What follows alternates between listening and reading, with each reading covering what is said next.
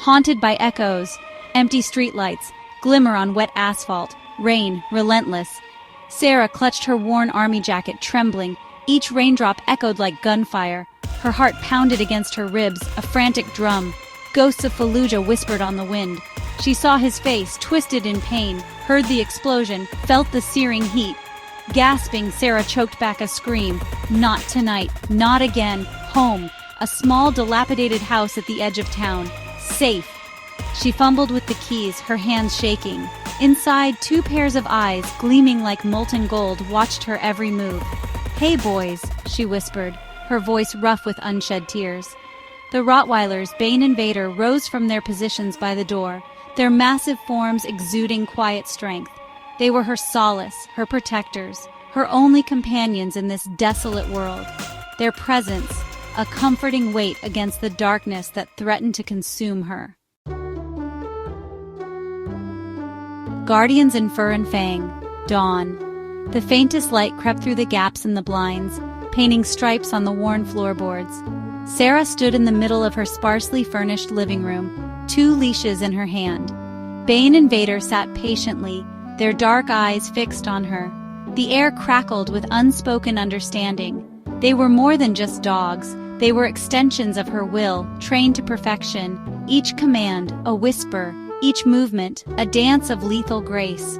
Their training had been intense, brutal even. Months spent honing their natural instincts, transforming them into weapons of precision.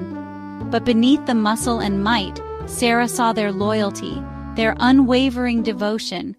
They were her pack, bound by something stronger than blood. They were family, and right now, her family was all she had left.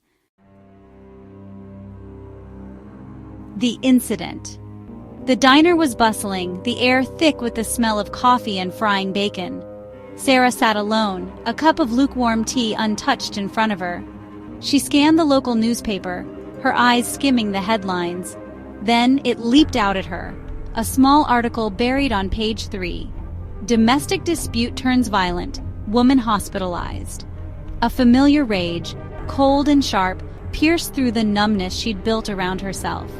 The name, John Miller, meant nothing to her. But the story, the brutal details of the assault, ignited a fire in her soul. She remembered the promises she'd made to herself, the vow to never let another innocent suffer. The faces of her fallen comrades, their eyes pleading for justice, flashed before her.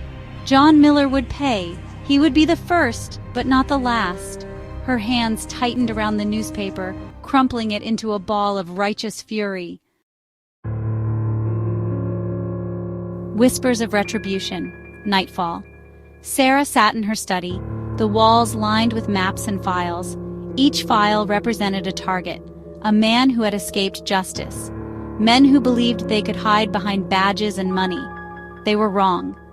She had tracked down terrorists in the desolate landscapes of the Middle East. Finding these monsters hiding in plain sight would be child's play. The information on John Miller was disturbingly easy to find. His address, his routine, his habits, all laid bare on the internet. He was a creature of habit, predictable, weak. A surge of grim satisfaction coursed through her. He wouldn't see her coming, not until it was too late. She glanced at Bane and Vader, their massive heads resting on their paws, their eyes never leaving her. "Soon, boys," she whispered, her voice a low growl. "Soon."